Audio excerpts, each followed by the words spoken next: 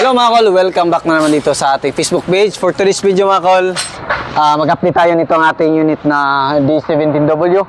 So makita natin, nakakabit na yung ating ladder, tapos yung ating step board, tapos dito, ito yung T-light ng ating D17W.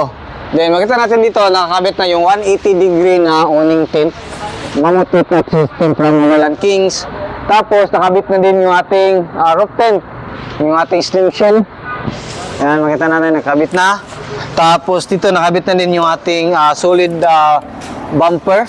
Tapos nagkabit na din tayo ng winch dito.